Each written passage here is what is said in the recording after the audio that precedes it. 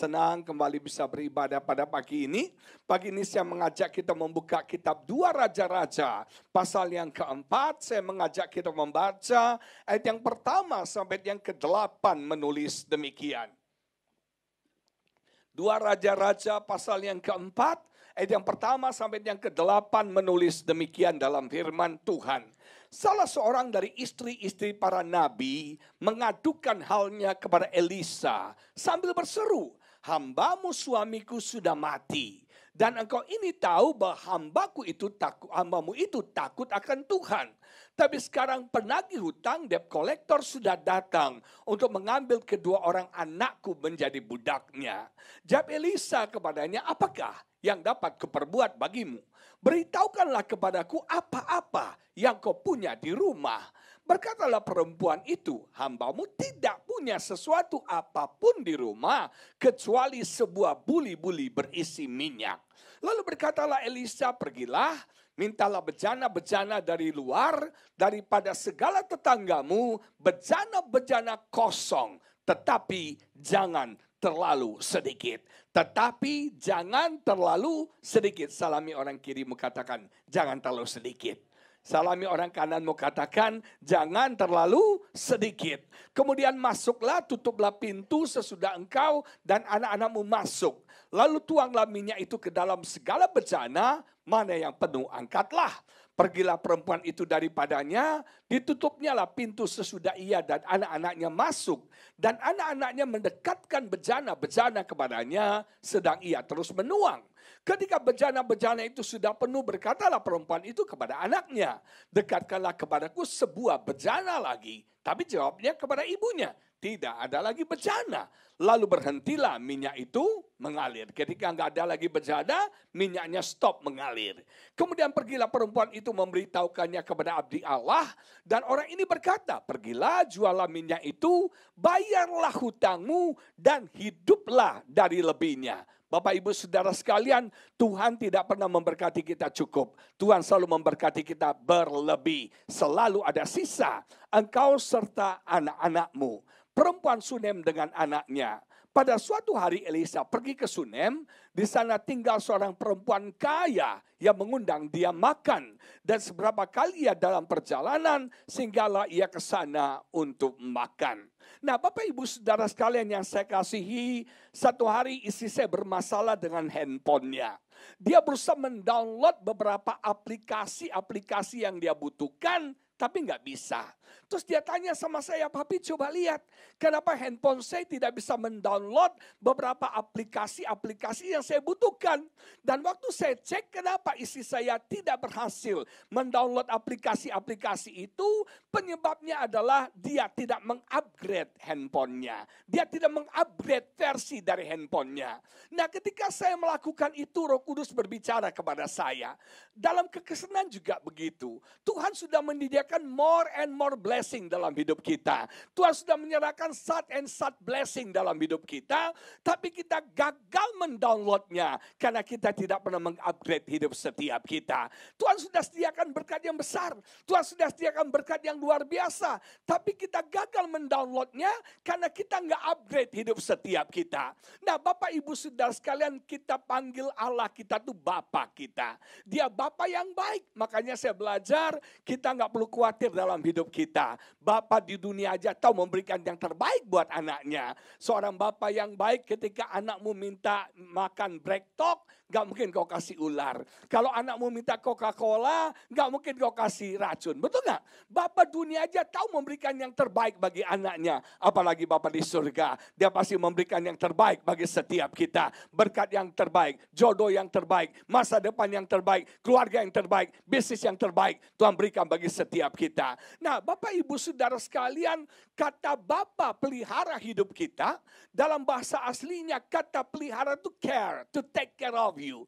Kata care itu artinya antisipasi sebelum hal itu terjadi, sesuatu hal terjadi dan sudah dipenuhi. Kita punya Bapa yang pelihara hidup kita. Sebelum segala sesuatu terjadi dalam hidup kita, dia sudah antisipasi dan dia sudah penuhinya bagi setiap kita. Saya punya teman, nanti Oktober anaknya akan menikah. Teman saya seorang pengusaha yang diberkati Tuhan, yang sukses, cinta Tuhan, melayani Tuhan. Putri keduanya nanti Oktober akan menikah di Jakarta ini. Dan saya percaya walaupun nanti pernikahannya masih Oktober lagi, masih mungkin 8 bulan lagi, tapi saya percaya teman saya sudah menyediakan semua dana yang diperlukan oleh anaknya. Dia sudah antisipasi hal itu, dia sudah siapkan. Ketika nanti adanya Oktober menikah, nggak menikah dengan iman, semua sudah dipersiapkan. Begitu juga Bapa di surga, dia tahu apa yang Anda butuhkan di bulan Maret, dia tahu apa yang Anda butuhkan di bulan Mei, dia tahu apa yang kita butuhkan di bulan Oktober, dan dia sudah penuhi dan sediakan semua bagi setiap kita. Nah, jemaat yang diberkati, kita harus mendownload berkat itu. Dan kita akan bisa mendownload more and more blessing yang Tuhan sediakan dalam hidup kita. Kalau kita mengupgrade hidup setiap kita. Maka dari itu jemaat City of Love, Anda harus upgrade diri Anda. Supaya Anda boleh menerima, mendownload more and more blessing. Sat and sat blessing dalam hidup setiap kita. Salami kiri kalian bilang, upgrade hidupmu. Upgrade hidupmu, upgrade hidupmu. Nah, ayat yang kita baca berbicara tentang 2 wanita. Yang satu janda, suaminya Nabi sudah meninggal. Dan Alkitab berkata dia punya masalah. Masalahnya dia punya hutang dan debt collector datang untuk mengambil kedua anaknya menjadi budak. Wanita yang pertama, wanita yang punya keturunan tapi tidak punya uang. Wanita yang kedua adalah wanita Sunem. Wanita Sunem ini kaya, sukses, tidak ada masalah dalam keuangan, tapi dia tidak punya keturunan. Yang satu susah, gak punya uang, tapi punya keturunan. Yang satu kaya, tidak punya keturunan. Saya belajar, dalam hidup kita selalu ada kata tapi. Setiap orang lack of something. Everybody pasti lack of something. Tidak ada yang sempurna dalam hidup ini. Selalu ada but, selalu ada tapi dalam hidup kita. Ada orang, Bapak Ibu saya punya anak tapi tidak punya uang. Ada orang punya uang tapi tidak punya anak. Makanya selalu ada yang kurang dalam hidup kita. We lack of something. Tapi saya mau beritahu Bapak Ibu saudara sekalian, apapun yang lack dalam hidup kita, apapun tapi dalam hidup kita, Tuhan akan bisa penuhinya dalam hidup setiap kita. Wanita yang kurang uang, Alkitab berkata, dia bisa bayar hutangnya. Dan bukan cuma dia bisa bayar hutangnya, dia bisa hidup dari lebihnya. Saya mau beritahu Bapak Ibu jemaat Tuhan yang diberkati, dari kekurangan akan jadi kelebihan. Dari kekurangan akan jadi kelimpahan. Nama Tuhan dipermuliakan, amin. Kita akan mengalami itu kalau kita mengupgrade hidup setiap kita. Dari yang gak punya menjadi punya. Dari not enough menjadi more than enough. Dari tidak cukup menjadi lebih dari cukup. Ada 2 hal yang saya mau bagikan pada pagi ini. Yang pertama, kita harus upgrade attitude kita. Kita harus upgrade attitude kita. Attitude itu sikap kita. Attitude itu perilaku setiap kita. Nah, Bapak Ibu Saudara sekalian, kegagalan atau keberhasilan kita ditentukan oleh sikap kita. Saudara, kesuksesan atau kegagalan kita ditentukan oleh sikap kita. Saudara, kekalahan atau kemenangan kita dalam hidup ini ditentukan oleh sikap kita. Sikap kita, attitude kita terhadap apa yang terjadi pada kita. Apa yang kita alami gak begitu penting. Yang penting adalah sikap kita. Nah, Bapak Ibu Saudara sekalian, saya melihat biasanya sikap orang itu ada 2. Yang pertama mungkin negatif, yang kedua positif. Yang pertama pesimis, yang kedua optimis. Ketika kita mengalami sesuatu, sikap kita 2.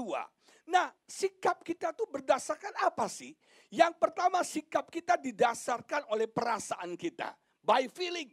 Nah, kalau sikap Anda berdasarkan perasaan Anda, maka Anda akan jadi sikapnya reaktif. Dengar, kalau based on feeling, maka sikap kita akan reaktif.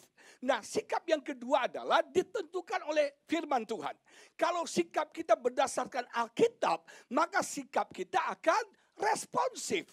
Kesalahan banyak orang Kristen adalah sikap kita reaktif. Ketika kita menghadapi masalah, ketika kita menghadapi sesuatu, sikap kita reaktif, Bapak Ibu Saudara sekalian, based on feeling.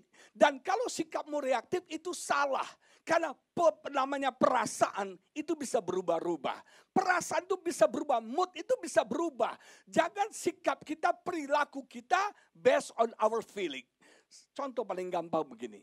Ketika salah satu mantan pejabat di Jakarta dipenjarakan karena tuduhan penistaan agama. Pasti tahu ya, gak usah saya sebutkan namanya. Bapak Ibu tahu ya siapa?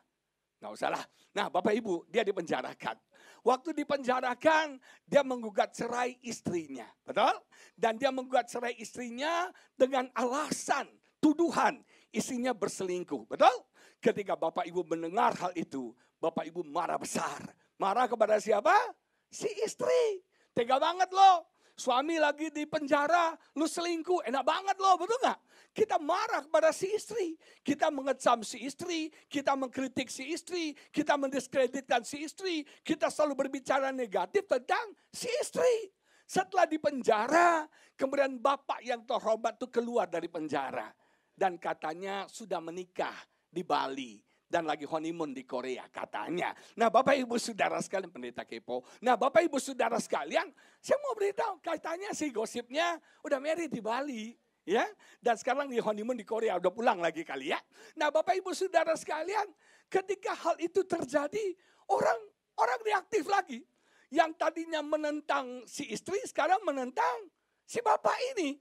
Sekarang ibu-ibu sibuk di postingan di Instagramnya. Taruh foto si mantan ibu. Ibu, kami rindu ibu. Ibu istri yang terbaik. Betul gak? Lu dulu ngecap dia. Lu dulu ngeritik dia. Lu dulu ngomong pedas sama dia. Komen lu gak enak banget. Tapi sekarang lu kangen sama dia. Lu impikan dia. Istri yang terbaik. Nah Bapak Ibu, kalau reaktif itu based on feeling.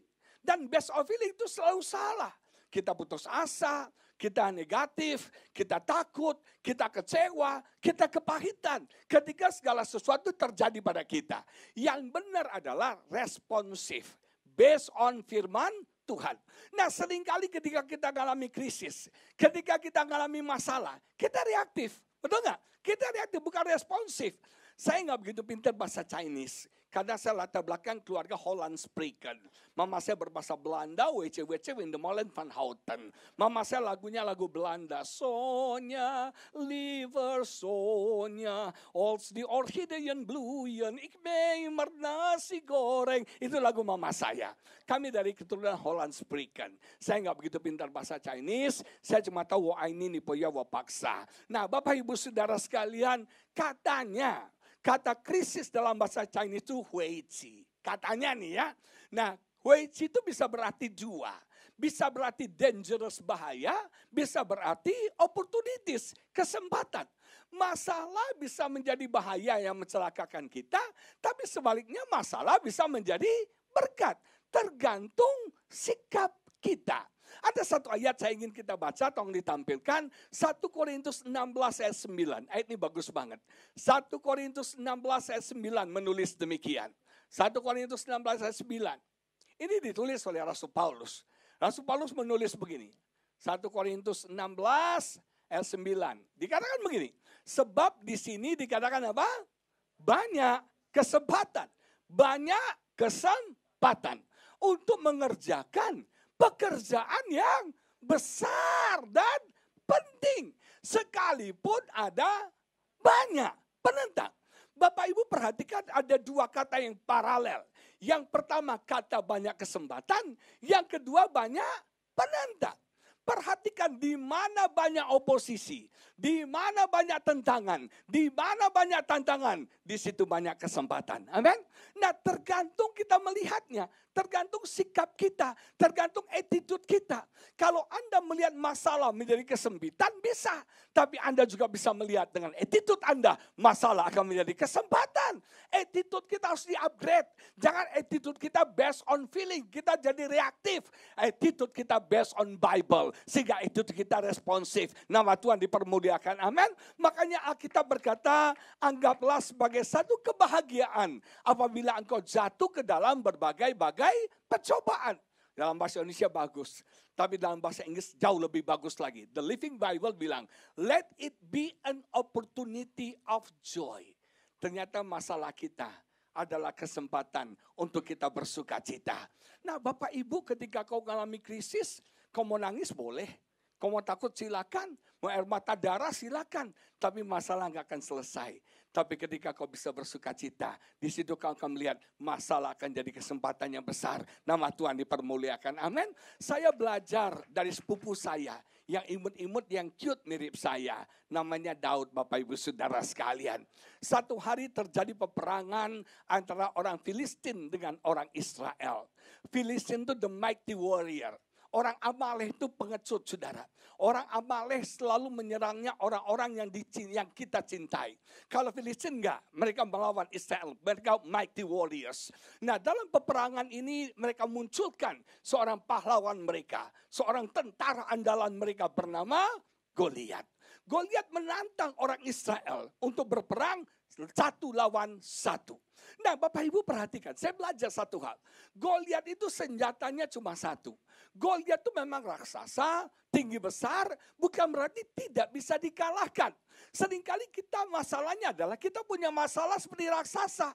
Kita punya masalah seperti Goliat. Dan kita merasa masalah kita gak bisa dihadapi. Keliru. Semakin besar masalahmu, semakin besar tantanganmu, semakin besar kesempatan yang kau akan lihat Tuhan bekerja dalam hidup setiap kita. Nah, Alkitab berkata Goliat itu senjatanya cuma satu, teror. Senjatanya cuma satu, intimidasi. Bukan cuma badannya besar, mulutnya juga besar. Suaranya juga besar. Dia berteriak pagi dan petang. Mengintimidasi, menteror orang Israel. Celakanya, tentara Israel yang mestinya berperang menjadi ketakutan dan tawar hati terhadap teror intimidasi Goliat. Iblis selalu mengintimidasi kita. Iblis selalu meneror kita. Iblis bilang, bro, penyakit lu gak bisa sembuh. Bisnis lu gak akan berhasil. Lu gak akan pernah jadi orang. Lu gak akan sukses dalam hidup lu. Penyakit lu gak bisa disembuhkan. Lu orang gak punya masa depan. Celakanya saudara, kita mempercayai, kita believe kepada teror, intimidasi iblis kepada kita. Alkitab berkata Goliat mengintimidasi pagi dan petang. 1 hari 2 kali. Kenapa pagi dan petang? Dia mengintimidasi pagi supaya siangmu jadi buruk. Dia mengintimidasi petang supaya malam memimpi buruk, saudara. Bayangkan, iblis tidak mau kita bahagia. Iblis gak mau kita sukacita. Dia ingin 24 hours dalam hidup kita. Kita stres, kita depresi, kita susah, kita frustrasi. Nah, saudara, Alkitab berkata tentara Israel menjadi tawar hati. Bapak Ibu Saudara sekalian, musuh orang Kristen itu bukan Goliat. Musuh orang Kristen bukan raksasa. Tapi musuh orang Kristen adalah tawar hati. Kalau Anda takut itu wajar. Kalau Anda menghadapi krisis masalah Anda takut itu wajar. Itu manusiawi. Jangan berpikir takut itu negatif. Takut itu ada positifnya. Manusia jadi kreatif karena takut. Manusia berjuang hidup karena takut. Kenapa Bapak Ibu bisnis lembur pagi, siang, malam, kerja, cari uang terus? Kenapa? Karena kita takut miskin. Makanya kita kerja.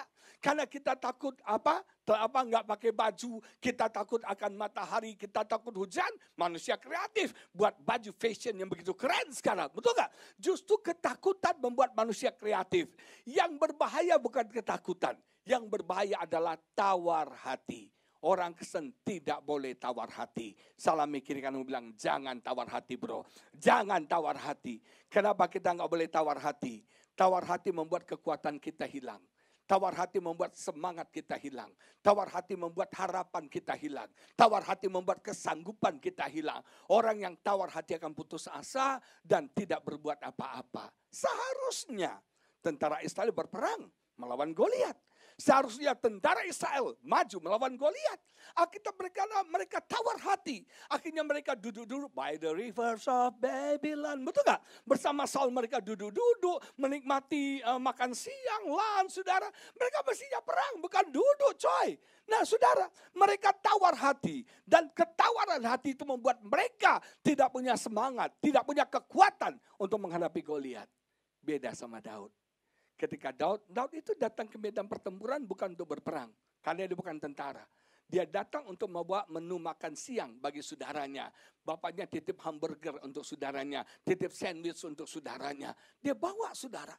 Dan Alkitab berkata ketika dia dengar Goliat mengancam orang Israel. Dia gak tahan, dia marah. Dan dengan penuh keberanian Daud menghadapi Goliat. Bagi tentara Israel, Goliat kesempitan. Tapi bagi Daud, Goliat adalah kesempatan. Dan saudara, hebatnya Daud gak takut sama Goliat. Kenapa? Karena Tuhan sudah melatih dia melawan singa, melawan beruang. Makanya Bapak Ibu Saudara sekalian, pengalaman masa lalu kita dalam krisis tidak akan sia-sia. Itu akan menjadi modal kita menghadapi krisis-krisis yang ada di depan kita. Amin. Dia gak takut sama Goliat. Karena Tuhan sudah latih dia melawan singa. Tuhan sudah latih dia melawan beruang. Makanya waktu dia lewat Goliat, dia bilang, "Hey bro, gua gak takut sama lo. Lo akan sama seperti singa dan beruang. Aku akan kalahkan engkau." Nah, Bapak Ibu Saudara sekalian, pernah tahu mainan ini? Kalau nggak tahu masa kecil kurang bahagia ya. Nah, ini mainan masa kecil yang paling keren banget. Tahu ya? Mati-matiin ya. Ini jempol apa? Jempol apa? Gajah. Ini apa? Telunjuk orang. Kelingking apa? Semut. Kalau gajah lawan orang yang menang mana? Gajah. Kalau orang lawan semut yang menang mana? Orang. Tapi kalau gajah lawan semut yang menang mana? Semut. Daud itu semut. Goliat itu gajah. Daud itu kecil, imut-imut 15-16 tahun. Saudara, Goliat mau tangkap Daud gak bisa. Kenapa? Kecil banget kayak semut. Tapi bagi Daud, Goliat itu kesempatan. Dilempar di mana saja, pasti kena.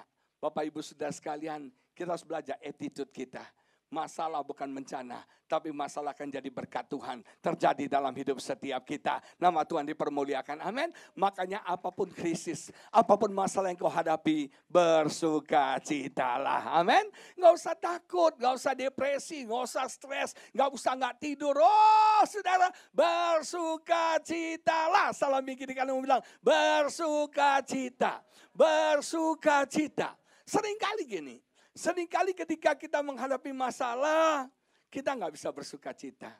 Tapi seringkali ketika Bapak Ibu sudah lewat, engkau menoleh ke belakang, engkau berkata, "Oh, untung saya nggak jadi bisnis itu. Untung gua nggak jadi kawin sama dia. Untung banget." Betul nggak? Engkau merasa untung setelah engkau melewati. Dulu istri saya sebelum pacaran sama saya, dia pernah pacaran 8 tahun dengan cowok K3JH, kurus kering kerempeng jelek hidup. Nah Bapak Ibu Saudara sekalian, yang namanya cinta, tai kambing rasa coklat ya. Kita cobain nanti ya. Nah pacaran 8 tahun. Setelah 8 tahun pacaran, cowoknya berkhianat, selingkuh dengan teman baiknya. Akhirnya putus, broken heart. Broken heart, oh waktu broken heart pasti sedih lah. Waktu broken heart pasti sakitnya tuh di sini. Betul gak? Teman baiknya saudara. Teman baiknya selingkuh dengan cowoknya. 8 tahun pacaran. Tapi setelah dia melewati itu saudara. Dia melihat ke belakang, dia berkata, "Aduh puji Tuhan. Untung gua gak jadi kawin sama dia. Dia bukan orang Kristen, gak percaya Tuhan.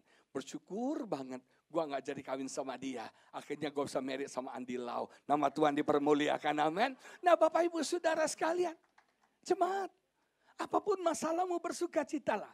Apapun krisismu, bersukacitalah. Bersukacitalah. Ketika kau bersukacita, kau akan melihat masalah akan jadi berkat yang besar. Makanya Alkitab berkata, anggaplah sebagai satu kebahagiaan apabila kamu jatuh ke dalam berbagai pencobaan. Karena itu akan menghasilkan, betul? Akan memproduksi. Ketika kita bersukacita, akan ada sesuatu yang diproduksi. Akan sesuatu dihasilkan, terjadi dalam hidup kita. Nama Tuhan dipermuliakan. Amin. Contoh. Ketika kita dikecewakan orang, ketika kita disakiti orang, kita pasti marah. Kita pasti kecewa, kita pasti sakit hati. Betul nggak? Nah, saudara dulu saya begitu. Ketika orang menyakiti saya marah, saya sakit hati, saya kecewa banget. Tapi sekarang saya belajar. Saya belajar kalau ada orang nyakiti saya, kalau ada orang mengecewakan saya, kalau ada orang mengkritik saya belajar sekarang. Dulu saya sakit hati, saya kecewa, saya depresi, saya stres. Tapi sekarang enggak. Kalau ada orang menyakiti saya bilang, "Bro, thank you banget. Lu sedang dipakai Tuhan untuk membawa saya mengalami berkat-berkat Tuhan yang besar dalam hidup saya." Ada satu ayat yang kita baca. Amsal 19 ayat 11. Amsal 19 ayat 11 menulis demikian. Amsal 19 ayat 11 dikatakan begini. Akal budi membuat seseorang panjang sabar. Dan orang itu dipuji, direspek, dihargai. Karena apa? Memaafkan pelanggaran. Saudara, orang dipuji, orang dihargai karena apa? Dia memaafkan pelanggaran. Nah, kata memaafkan pelanggaran itu bagi kita biasa aja. Tapi kalau Bapak Ibu punya Alkitab bahasa Inggris, dalam Alkitab bahasa Inggris dikatakan beyond wrongdoing. Beyond wrongdoing. Saya bergumul untuk bisa mengampuni orang. Saya bergumul untuk bisa memaafkan orang-orang bersalah sama saya. Dan itu berat. Tapi saya mengerti kebenaran ini, saudara, saya berubah. Saya mengupgrade sikap saya. Saya mengupgrade attitude saya. Kenapa? Kita harus melihat beyond wrongdoing. Kesalahan kita, kenapa kita gak bisa mengampuni? Kita selalu fokus pada kejadiannya. Betul gak? Oh, banyak ibu bilang, Pak, Bapak tahu gak? Suami saya selingkuh. Betul gak? Kita selalu fokus pada kejadian. Dan itu membuat kita sakit. Itu membuat kita terluka. Dan kesalahan banyak orang adalah dia mengentertain kejadian itu dalam pikirannya. Diulang-ulang. Bapak tahu. Bapak tahu. Capek gue dengarnya. Betul gak saudara? Nah saudara, benar. Kita mengentertain kejadiannya pada pikiran kita. Dan bukan cuma itu. Kita bukan coba fokus pada kejadian. Kita fokus pada orangnya. Dan Bapak Ibu tahu, orang yang paling menyakiti kita bukan musuh kita, tapi orang-orang yang dekat sama kita. Orang-orang yang kita percayai, orang yang paling kita sayang. Daud katakan bukan musuhku yang menentang aku, tapi kamu, teman baikku, orang yang kupercayai, teman-teman satu gereja, teman-teman satu kof, teman-teman satu pelayanan. Tega banget, betul gak? Nah mereka nyakiti. Dan kita selalu fokus pada orang, saudara. Kalau kita dilukai orang, karena kan lebay banget ya. Kita dilukai orang namanya Timothy. Kita delete semua nama Timothy dalam hidup ini, saudara. Betul gak? Kita trauma dengan sebuah nama Timothy. Nah cuma yang diberkati, lebay. Alkitab berkata kita akan bisa memaafkan if you look beyond wrongdoing. Jangan fokus pada kejadian. Jangan fokus pada orangnya. Lihat di balik itu ada rencana Tuhan. Lihat di balik itu ada berkat Tuhan. Lihat di balik itu ada kemuliaan Tuhan yang Tuhan nyatakan bagi setiap kita. Sudah saya belajar dari Yusuf. Yusuf dikhianati oleh saudara-saudaranya. Dari anak kesayangan jadi budak. Kemudian difitnah oleh istri Potifar. Masuk ke dalam penjara. Wih, hancur hidupnya. Anak kesayangan jadi budak, masuk penjara. Jadi narapidana. Hancur masa depannya, hancur semuanya. Gak ada ibu-ibu di sini pingin punya menantu mantan narapidana. Gak mau, saudara. Nah, saudara bayangkan, luar biasa. Saudara hancur hidupnya. Di dalam penjara pun, juru minum raja 2 tahun melupakan Yusuf. Tapi hebat, pernah Yusuf komplain? Pernah Yusuf mengeluh? Pernah Yusuf ingin bunuh diri? Aku mati saja, aku mati saja, aku mati saja. Enggak. Yusuf gak pernah komplain. Yusuf gak pernah membunuh diri, dan hebatnya Yusuf tidak sakit hati. Yusuf tidak sakit hati, Yusuf tidak kecewa, Yusuf tidak kepahitan.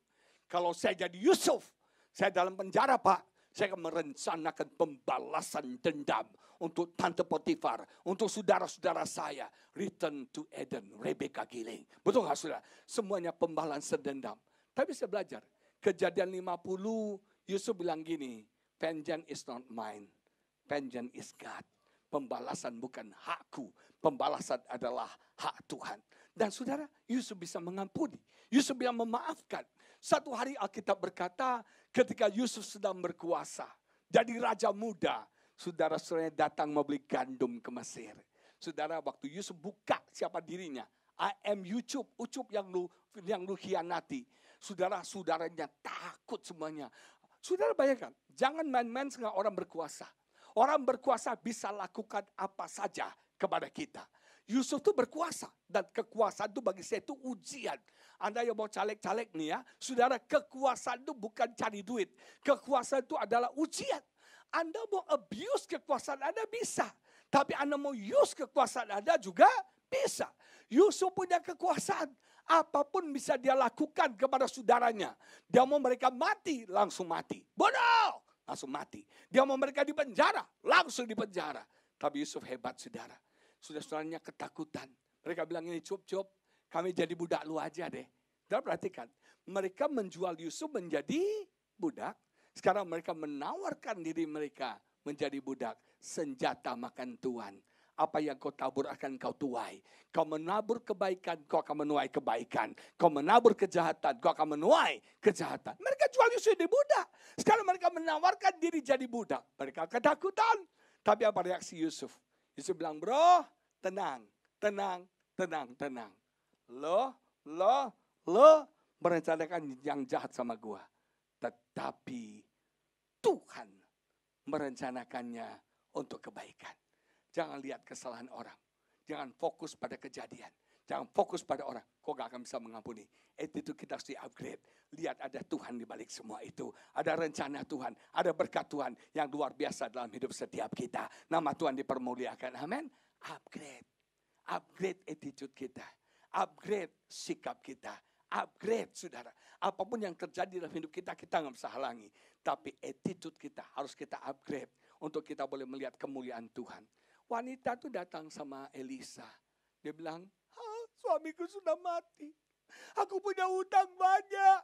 Dan sekarang penagih hutang datang untuk mengambil anakku jadi budak.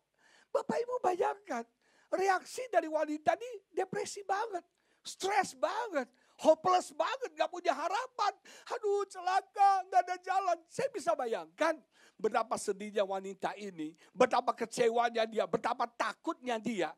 Aduh anaknya 2 dan anaknya akan diambil menjadi budak. Ibu mana yang tega anaknya jadi budak? Ibu mana yang mau anaknya jadi budak? Gak ada. Kasih ibu sepanjang masa.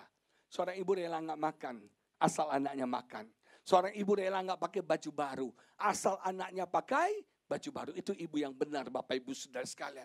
Oh bapak beda, bapak masa bodoh. Anak mau lulus gak lulus masa bodoh. Betul gak saudara? Tapi ibu tuh luar biasa. Saudara bisa bayangkan perasaan wanita ini. Ketika anaknya akan diambil debt collector untuk jadi budak. Tapi saudara, Elisa bertanya begini. Apa yang bisa kuperbuat bagimu? Ketika engkau tidak bisa melihat jalan, selalu ada jalan Tuhan sediakan. Ketika kau nggak bisa melihat terang dalam kegelapan, selalu ada terang dari Tuhan yang menuntun hidup setiap kita. Nama Tuhan dipermuliakan, amin. Nah Bapak Ibu saya upgrade attitude kita. Upgrade sikap kita. Nggak usah stres, nggak usah depresi, nggak usah takut, nggak usah kecewa, nggak usah kepahitan. Upgrade. Apapun yang terjadi, bersukacitalah. Nama Tuhan dipermuliakan, amin. Ketika kita bersukacita, maka Tuhan akan mendewasakan hidup setiap kita. Yang kedua, kita bukan cuma upgrade attitude kita. Yang kedua, kita upgrade kapasitas kita. Kita upgrade apa? Kapasitas kita. Tuhan akan memberkati kita berdasarkan level kapasitas kita. Kalau kapasitasmu kecil, kau akan terima berkat kecil. Kalau kapasitasmu sedang, kau hanya bisa mendownload berkat yang sedang.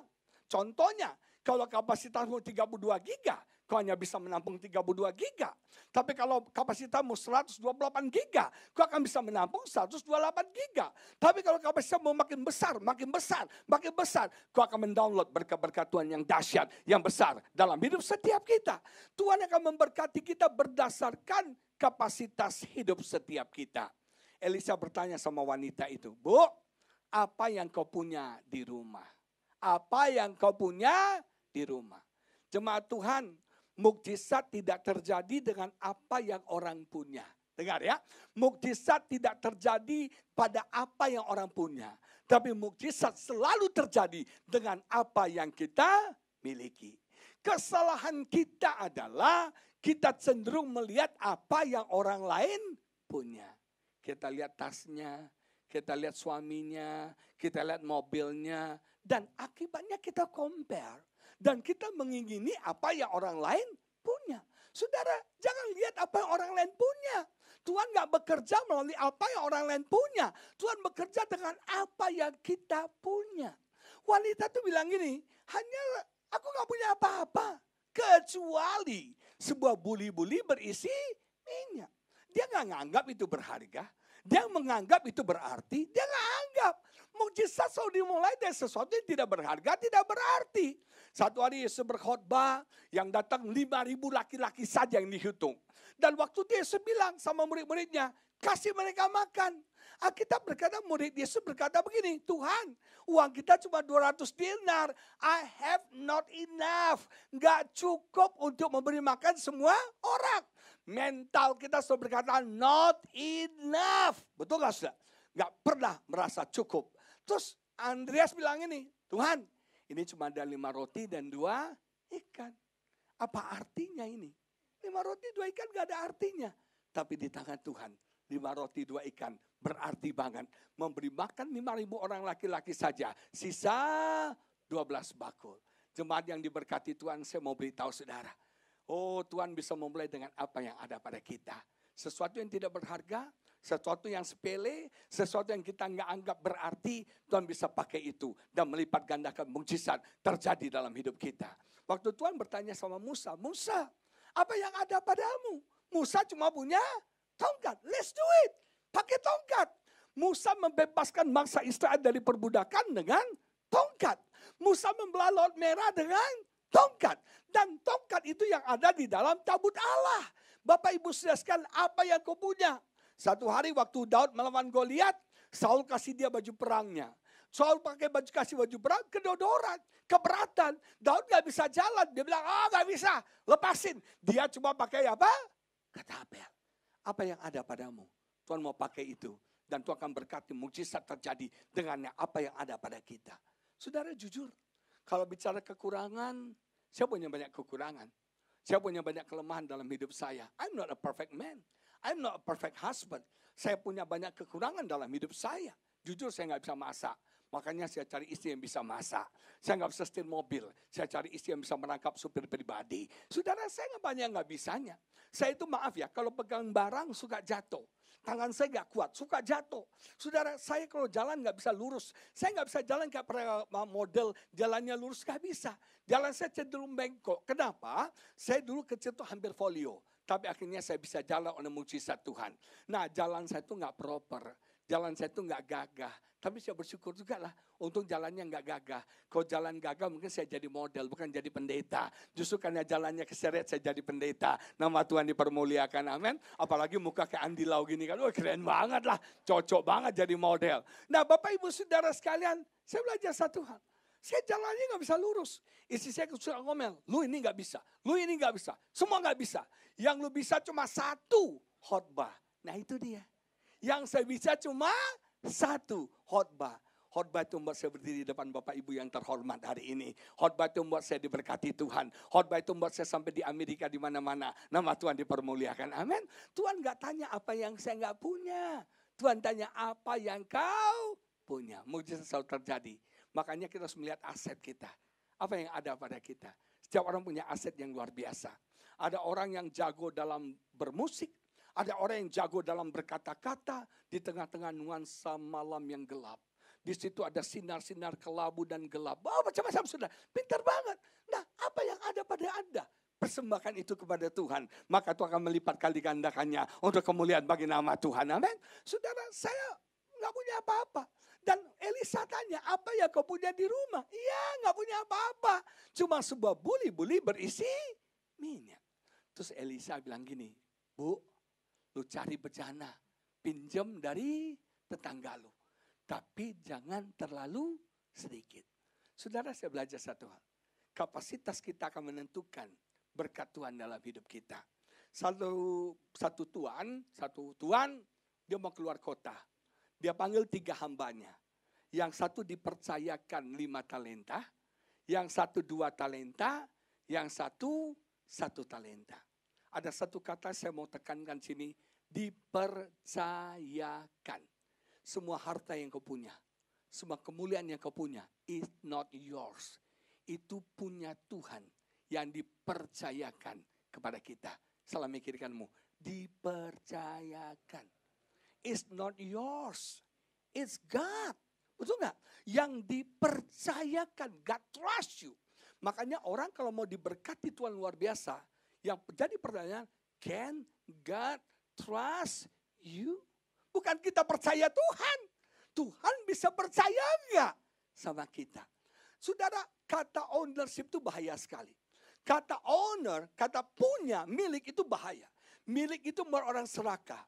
Milik itu buat orang berperang. Milik itu orang buat bertengkar. Orang bisa bunuh karena apa? Honor. Betul nggak? Saya bisa tuduh Bapak mengambil harta saya. Honor. This is mine. This is me. Saudara, kita bukan honor. Honor adalah Bapa di surga. Kita adalah orang-orang yang dipercayakan. Can God trust you with problem?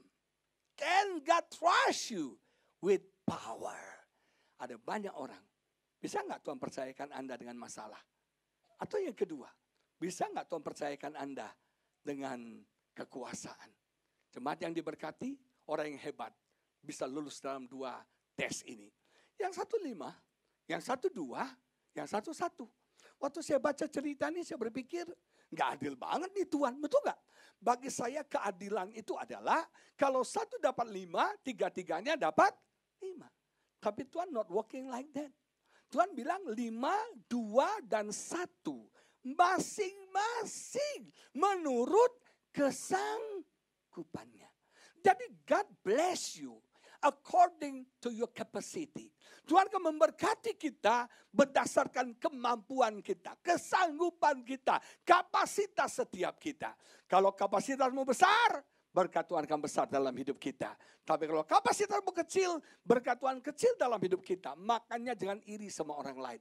Jangan sirik sama orang yang diberkati. Karena kapasitasnya besar. Kalau kapasitasnya besar, maka dia akan diberkati besar. Tapi nggak usah takut. Kita bisa upgrade kapasitas hidup kita. Dari 32 giga menjadi 252 giga. Nah saudara, satu hari kami pelayanan ke Bandung. Waktu kami pelayanan ke Bandung, biasanya kita nginep di hotel. Tapi karena waktu itu teman saya baru bangun rumah, dia ajak kami nginep di rumahnya. Rumahnya nggak besar, cuma 4.000 meter persegi aja. Dan rumahnya keren banget. Kalau Bapak Ibu pernah ke The Valley, itu daerah Dago Pakar, rumahnya dekat The Valley. Jadi rumahnya tebing, saudara. Di tebing dibuat bagus banget. 4.000 meter, halamannya lapangan golf, saudara. Dan rumahnya bertrap-trap, bertingkat-tingkat. Di lantai atasnya ada kolam renang, ada ayunan, ada taman. Aduh keren banget. Kita berenang, kita bisa lihat pemandangan kota Bandung. Kita main di ayunan, lihat pemandangan, seger banget rumahnya. Nah malam mau tidur, istri saya bilang, papi, doa dong sama Tuhan. Minta Tuhan kasih kita rumah seperti ini. Biasalah ibu-ibu ya, suka mengingini milik orang lain, saudara ya. Nah, terus saya bilang, bagi Tuhan gak ada mustahil. Tuhan bisa kasih kita rumah seperti ini. Cuma yang jadi pertanyaan, kamu punya kemampuan gak mengelola rumah sebesar ini? Besoknya istri saya tanya sama yang punya rumah, Cici, rumah sebesar ini pembantunya berapa orang? Enciknya bilang 12 orang dalam rumah. Belum security, belum tukang taman, saudara. Istri saya langsung bilang, papi, gak usah doa deh. Saya bilang, kenapa? Saya gak punya kesanggupan punya rumah sebesar ini. Karena belum mampu gaji pembantu 12 orang, saudara. Gaji pembantu yang datang 1 orang aja, yang datang jam 8 pagi pulang jam 12 siang aja, itu berhenti-berhenti terus, saudara. Saya sama istri saya jadi osin, Bapak Ibu saudara sekalian. Nah, dia bilang dia gak punya kapasitas. Saya bisa bayangkan ya, Pak Tim ya. Kalau seandainya Tuhan kasih saya rumah sebesar itu, mungkin pagi ini saya gak khotbah di City of Love. Kenapa gak khotbah? Saya lagi ngepel, lagi bersihin kolam renang, lagi potong rumput. Karena gak mampu gaji pembantu 12 orang. Tapi saatnya saya mampu gaji pembantu 12 orang. Tuhan akan berkati saya rumah sebesar itu. Nama Tuhan dipermuliakan, amin. Saya gak kecil hati. Walaupun rumah saya ukurannya RSSSSSSSSSS. Rumah saya sungguh sangat sampai selonjoran saja. Susah sekali, saudara. Saya gak minder, benar. Saya nggak bisa bayangkan kalau rumah saya 4.000 meter persegi. Kayak rumahnya Pak Epe gitu ya, Bu Maya. Wih, keren banget gitu ya. Mau cari istri mesti pakai telepon. Saya cuma berdua kan. Mau cari istri, yang lu di mana? Sayap kanan apa sayap kiri? Keren banget. Sudah susah cari istri. Untung rumah saya ukurannya kecil. Cari istri gampang. Ling, lu di mana? Di dapur. Ling, lu di mana? Di kamar. Gampang, mau enggak? Kalau ini cuma enggak usah pakai WhatsApp, enggak usah pakai telepon, betul enggak, saudara? Nah, saya mau beritahu saudara, kalau kapasitas saya sudah besar, Tuhan akan berkati saya rumah seperti di Permata Hijau itu, saudara. Nama Tuhan dipermuliakan, amin. Jangan iri. Jangan iri. Kemarin saya khotbah di rumah seorang pengacara, rumahnya 4.000 meter persegi, saudara. Di daerah Ciganjur. Wow. Dia punya tempat ibadah lebih besar dari rumah saya, coy, saudara. Wih, keren banget, keren banget. Sudah, tapi itu bukan kapasitas saya. Tapi kalau saya sudah punya upgrade kapasitas saya, Tuhan akan berkati. Saya akan download berkat-berkat more and more blessing, start blessing dalam hidup saya. Amin. Upgrade kapasitas kita. Salami kita bilang upgrade kapasitasmu. Upgrade kapasitasmu. Upgrade kapasitasmu. Ada 3 kapasitas yang Tuhan lihat. Yang pertama kapasitas iman kita. Amin. Makanya ada measure of faith. Ukuran iman. Kalau imanmu kecil, kau bisa download berkat yang sedikit. Tapi kalau imanmu great faith, iman yang besar, kau akan bisa download berkat Tuhan yang besar. Nah, kita harus upgrade iman kita. Saudara, iman tidak diperlukan waktu nyaman. Dengar ya, iman tidak diperlukan waktu nyaman. Waktu bisnismu lancar, kau tidak perlu iman. Tapi ketika bisnis mulai drop, di situ kau butuh iman. Waktu kita sehat Pak, kita nggak butuh iman. Tapi ketika dokter bilang kamu kanker pankreas stadium 4, di situ butuh iman. Anda tahu nggak gimana cara upgrade kapasitas iman kita? Iman kita di-upgrade melalui penderitaan. Penderitaan, krisis, suffering membuat kita iman kita stretching. Di tempat nyaman, iman kita tidak berfungsi. Di tempat nyaman, iman kita akan semakin lemah. Di tempat nyaman, kita nggak melihat kuasa Tuhan. Kita nggak melihat berkat Tuhan. Kita nggak melihat mujizat Tuhan. Justru di dalam krisis, kita pakai iman kita. Kita lihat pertolongan Tuhan. Kita lihat mujizat Tuhan terjadi dalam hidup kita. Nama Tuhan dipermuliakan. Amin. Waktu saya sehat, saya nggak perlu iman. Tapi waktu ginjal saya bocor, fungsi ginjal saya rusak 50%. Di sana butuh iman Bapak Ibu Saudara sekalian. Dan iman ini yang menyembuhkan saya. Buat saya sehat sampai hari ini. Nama Tuhan dipermuliakan. Amin. Jemaat, stretching your faith.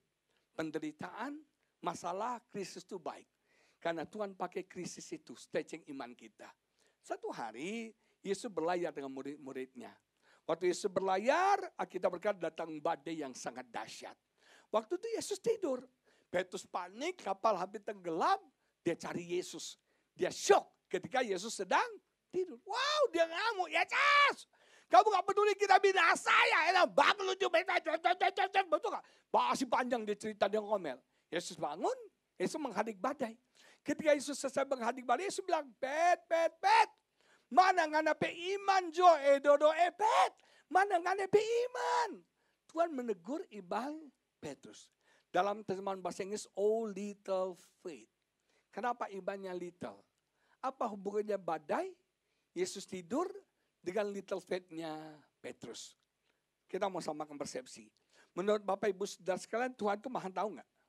Yesus itu maha tahu nggak? Tahu. Dia tahu ada badai? Kenapa dia tidur? Karena dia memberikan kesempatan kepada Petrus untuk exercise imannya. Justru badai itu kesempatan kita exercise iman kita.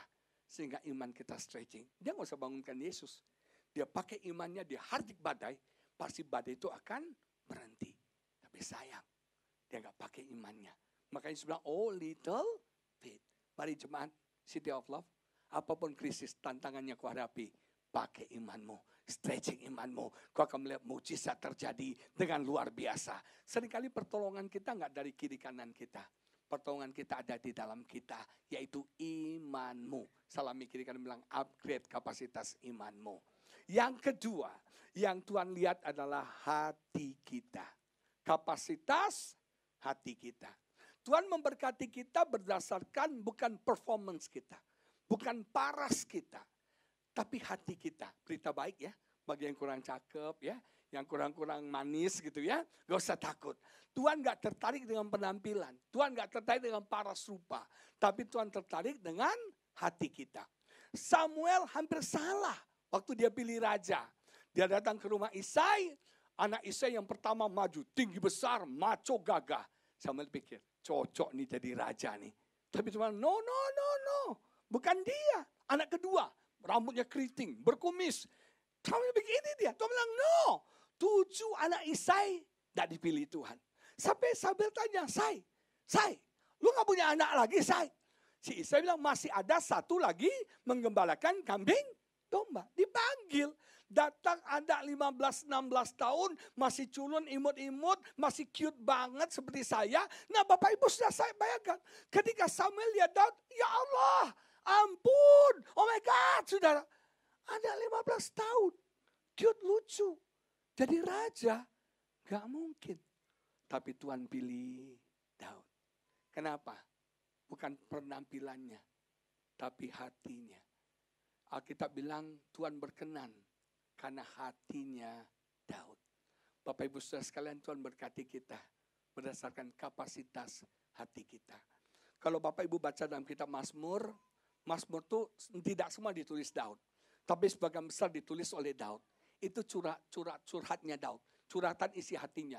Di situ stresnya dia ceritakan, tangisannya, depresinya, betul nggak? Di situ kegagalannya, kesuksesannya, kemenangannya. Di situ bahkan dia mengaku dosanya, saudara. Dosa. Tidak ada orang dalam sejarah hidup saya yang berdosa, ngaku dosa publik, nggak pernah. Selalu dosa disembunyikan, dirapikan, dosa dirapi-rapin. Oh jangan diungkit-ungkit. Daud enggak, secara publik dia mengaku, aku berzina dengan Batsyeba. Aku terlahir dari kandungan ibuku punya bakat untuk berzina. Dia ngaku publik, makanya Mazmur 51 judulnya pengakuan dosa Daud. Saudara, kenapa Daud berkenan di hati Tuhan? Karena Daud hidupnya real. Makanya jemaat City of Love, be a real Christian. Saya kasih tahu kira kamu, be a real Christian. Jadi orang Kristen yang real. Yang apa adanya, gak munafik, gak pretending, gak pura-pura. Kristen itu bukan hari Minggu. Kristen itu Senin sampai Sabtu di bisnis itu Kristen, saudara. Justru kalau di gereja sebuah rohani. Ditanya Pak Tim gimana kabar? Glory. Sehat Pak Tim? Haleluya. Semua lancar Pak Tim? Oh puji Tuhan. Betul gak saudara? Kita glory, haleluya, puji Tuhan. Kristen bukan di gereja. Di gereja semua haleluya. Di gereja semua rohani. Kristen Senin sampai Sabtu. Anda rohani gak? Atau rohana? Haleluya atau halelupa? Kekristenan itu ujiannya Senin sampai Sabtu. Disitulah real Kristen. Mau lihat orang Kristen yang benar? Lihat dalam bisnisnya. Lihat dalam hidup sehari-harinya. Oh kalau di gereja, semua pakai jubah yang namanya rohani. Glory. Haleluya. Sandal lama. Oh sidala. Betul kan? Sebuah rohani di gereja. Ujian orang Kristen itu Senin sampai Sabtu, saudara. Dan saudara, Daud itu, saya belajar dari Daud. Dalam bahasa Inggris bilang, whose heart beats to my heart. Wow. Hatinya Daud membuat hati Tuhan meleleh. Karena Daud tidak mencari apa yang dia suka. Daud mencari apa yang Tuhan suka. Satu hari saya punya teman, anaknya 4. Teman saya keluar negeri, bawa oleh-oleh. Anak pertama dikasih, ini sayang. Anak pertama bilang, thanks dad, I love you. Pergi. Anak kedua, nih hadiah buat kamu. Oh daddy, you are so good. Dia peluk, dia cium, dia I love you daddy. Pergi. Anak ketiga, oh daddy so sweet. I love you. Dia peluk. Anak keempat dikasih hadiah. Terus anaknya bilang, I don't want this daddy. Bapaknya kaget. Kamu kok gak mau? Cici koko kamu sedang banget cium-cium papi. Ini saya kasih buat kamu, papi bawa oleh-oleh. I don't want this. Saya gak mau ini. Terus bapaknya, lu mau apa? I want you, daddy. Meleleh, saudara, betul gak? I want you. Aku gak mau hadiah ini. Aku mau daddy. Oh, kalau ada bapak kayak gitu ya, Pak ya. Apapun lu minta, gua kasih hari ini. Betul gak, saudara? Itu Daud. Whose heart beats to my heart. Tuhan gak memberkati kita. Bukan apa yang Anda lakukan. Tapi mengapa Anda melakukan. Bukan what, tapi why. Anda datang ke gereja, kita bersyukur. Tapi yang buat Anda diberkati, why you come here. Kenapa Anda datang. Kenapa orang ke gereja gak diberkati? Karena why-nya salah. Oh gue mau ketemu sama si ini loh. Ada sini, ada boleh ini gak ya? Boleh ini ada gak? Gue mau ketemu Celeni gitu ya. Lo mau ke gereja apa mau ketemu Celeni? Mau ketemu Yesus apa Susie? Aduh siapa lagi? Ada gak ya? Cibeng ada gak? Cibeng. Hello? Ada datang ke gereja? Why? Ada melayani? Why? Banyak orang melayani supaya populer loh. Supaya terkenal. Sekarang anak-anak muda cita-citanya di gembala. Kenapa? Karena gembala semua kaya-kaya, saudara. Betul nggak? Oh, jadi gembala kaya raya sekarang. Pak Tim yang termasuk kali ya. Nah, saudara ya, gembalanya kaya berarti gembalanya kaya lagi ya. Saudara, saya mau beritahu, motivasinya salah. Why-nya salah. Makanya saya punya teman nih. Satu hari dia tanya, Pak Agus, saya ganti mobil Alphard boleh nggak? Dia naik Innova selama ini. Terus saya tanya, boleh aja. Kenapa lu mau ganti Alphard?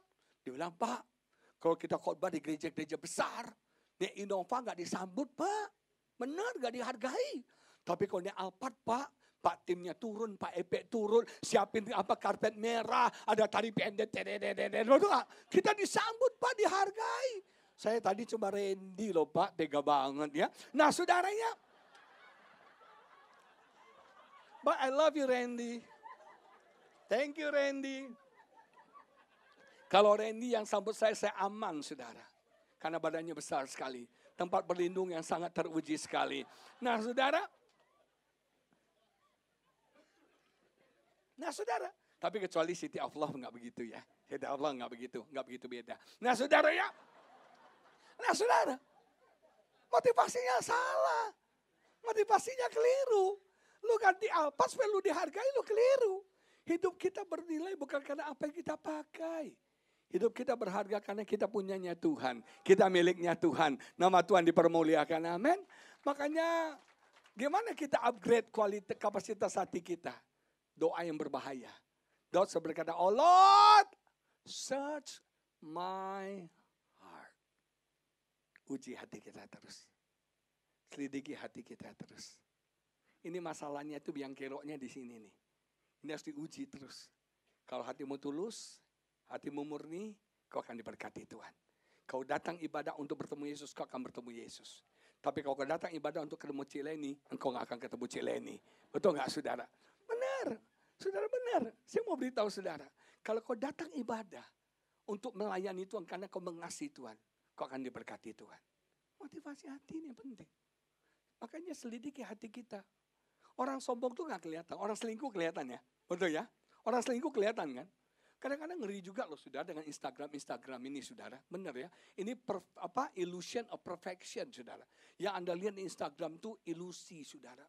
Ada suami istri kompak banget. Gak taunya selingkuh saudara. Itu illusion of perfection. Anda lihat di Instagram orang cantik banget, kurus, seksi banget. Itu efek beauty plus saudara ya. Engkau lihat bajunya ganti-ganti. Itu endorse semuanya saudara. Nah, saya mau beritahu apa bisa. Orang selingkuh kelihatan loh. Tapi orang sombong ketahuan gak? Gak ketahuan. Ketika saya melihat orang, Timothy bisa apa? Gak ada yang tahu. Saya sombong. Wah, ini orang gak bisa ciak nih. Ini orang bisa gue jajah ini. Sombong. You know your heart. Makanya uji hati kita. Search my heart. Coba kalau Tuhan MRI hati kita. Isinya apa? Iri, benci, dengki, busuk semua. Betul gak sudah? Makanya gak diberkati. Hati ini harus dibersihkan. Diselidiki hati kita. Bukan what yang penting. Tapi why. Masih ada waktu nih saya cerita. Satu hari saya diundang dalam satu KKR. Yang khotbah itu teman saya. Teman saya pakai satu ayat, dia khotbah. Nggak tahu karena grogi, khotbahnya nggak bagus. Wah, hancur-hancuran khotbahnya. Pada itu masa sekian banyak. Nah, waktu itu berapa minggu kemudian saya akan khotbah di tempat yang sama. Dan ayatnya sama, persis. Ayatnya sama, saya udah siapin, persis sama. Waktu dia khotbah, gue punya ayat yang sama. Tapi saudara tahu nggak? Waktu hari hasil mau khotbah, Roh Kudus katakan, jangan khotbahkan itu. Saya bilang, Roh Kudus saya udah siapin. Kenapa nggak khotbahkan itu? Bahaya buat kamu. Nanti kamu khotbah itu orang bilang, wow, khotbah Bapak keren banget. Beda sama Pak Tim ya Pak ya. Gak ada apa-apanya si Tim. Mau beda banget. Nah sudah, itu akan membuat saya jadi, lo gak tahu siapa gue ya? Gue, betul gak? Akan membuat saya sombong. Saya bilang, ubah khotbah kamu. Jaga hati ini gak gampang. Sombong tuh gampang banget loh Pak Tim. Gampang banget. Search my heart. Yang ketiga, kapasitas yang Tuhan lihat adalah kapasitas karakter kita. Tuhan akan memberkati kita berdasarkan karakter kita. Saudara punya karisma bagus. Karisma itu talenta, karunia itu bagus. Karisma bisa mengangkat Anda. Tapi yang sustain Anda, yang mempertahankan Anda di atas itu adalah karakter. Banyak orang punya karisma tapi hancur gara-gara tidak punya karakter. Makanya kalau Bapak Ibu lihat jubahnya imam besar, jubah imam besar itu selalu ada 2 alat di bawah. Ada yang tahu apa alat di bawah jubah imam besar? Ada yang tahu apa? Apa? Apa? Yang jelas ngomongnya, yang mana gue tahu. Mereka dehe.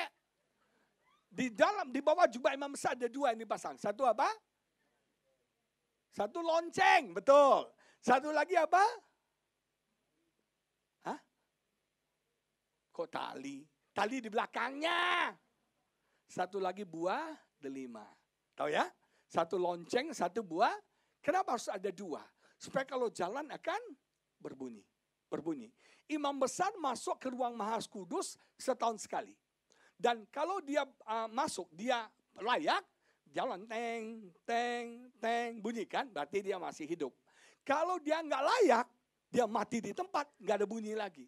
Tidak ada satupun orang boleh masuk, makanya pakai tali. Ditarik pakai tali. Artinya apa? Hidup kita perlu lonceng. Lonceng itu karisma, talenta, skill, kemampuan. Woi, itu pesona. Tapi juga jangan lupa harus ada buah. Yaitu karakter kita. Saudara, karisma Anda tidak akan melampaui karakter Anda. Catat, karisma kita tidak akan melampaui karakter setiap kita. Anda mau cara apapun juga, yang membatasi levelnya adalah karakter kita. Saudara, makanya kita harus upgrade kapasitas karakter kita. Contoh paling gampang aja Indonesia. Indonesia ini negara kaya, negara makmur. Saya pernah tinggal di Singapura. Singapura semua nggak ada. Air nggak ada, batu bara nggak ada. Semua nggak ada. Singapura semua impor. Nggak ada apa. Mau sayurannya nggak ada. Dapat dari Malaysia, dapat dari Batam. Babinya aja dari Tanjung Pinang, saudara. Betul nggak? Singapura nggak punya apa-apa. Tapi hebatnya, Singapura tidak punya hutang luar negeri. Satu-satunya mungkin salah satu ya. Satu-satunya paspor di dunia yang sakti, yang bisa tanpa visa ke seluruh dunia itu paspor Singapura. Makanya red paspor itu berharga banget. Sudah beda sama Indonesia. Indonesia negara luar biasa subur. Tapi hutangnya banyak terus, saudara. Sampai 7 turunan gak habis tuh utang. Apa yang salah sih? Masalahnya karakter, saudara. Saya berapa kali saya suka tinggal di Indonesia. Karena bagi saya Indonesia ini negara paling maju, paling damai di dunia. Negara paling damai dunia. Anda tahu nggak Indonesia itu damai? Tangkap polisi, damai. Urus pajak, damai. Urus KTP, damai. Damai banget di Indonesia. Walaupun sudah ada KPK, ya korupsi masih ada. Betul nggak? Walaupun tiap hari di OTT, ya masih ada. Nah jemaat, masalahnya Indonesia sempat loh peringkat pertama koruptor nomor 1 di Asia. Bayangin, bikin malu aja. Aku malu, saudara. Nah, saudara, karakter. Karisma ada, pesona, sumber ada. Tapi karakter yang parah. Dan itu akan menghancurkan hidup setiap kita. Jemaat, itu akan memberkati kita. Kapasitas imanmu, kapasitas hatimu, dan kapasitas karaktermu. Sekarang Anda bertanya terakhir.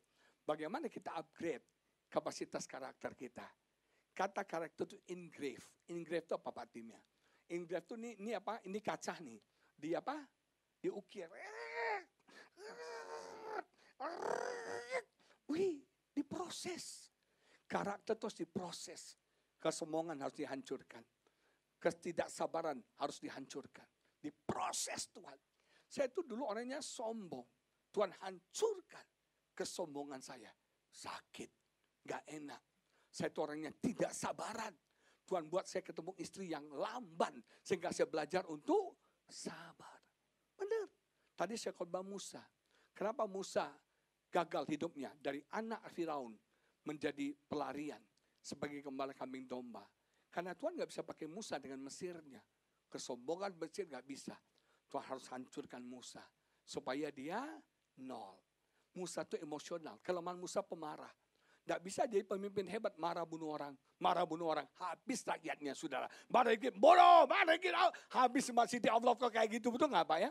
Marah, bodoh. Nggak bisa. Tuhan bilang lo nggak bisa, nggak siap lo. Lo marah bunuh orang, nggak bisa. Betul nggak? Lo harus masuk kandang dulu. Di Median 40 tahun diproses, dibentuk Tuhan. Ketika saatnya selesai diproses, Tuhan angkat Musa. Tuhan berkati Musa. Bagi Tuhan memberkati kita gampang. Bagi Tuhan mempromosikan hidup kita gampang. Yang jadi pertanyaan, are you ready or not? Karaktermu ready nggak? Ketika Tuhan mengangkat kita, karakter kita nggak ready, kita juga hancur. Berapa banyak orang punya potensi, tapi nggak berkembang. Karena karakter yang tidak baik. Ada berapa banyak orang muncul, seperti soda, kemudian hilang lagi. Kenapa? Karakter. Hello, Tuhan memberkati kita. Kapasitas iman, hati, dan karakter kita. Maka upgrade lah kapasitas hidup setiap kita.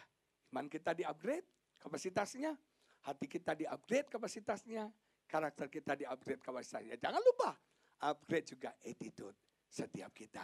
Kita akan bisa download more and more blessing dari Tuhan. Kita akan bisa download such and such blessing yang Tuhan sudah sediakan bagi setiap kita. Salah mikirin, upgrade. You need upgrade. Kamu harus upgrade. Mari kita bangkit berdiri. Kita doa sama-sama. Yuk, haleluya.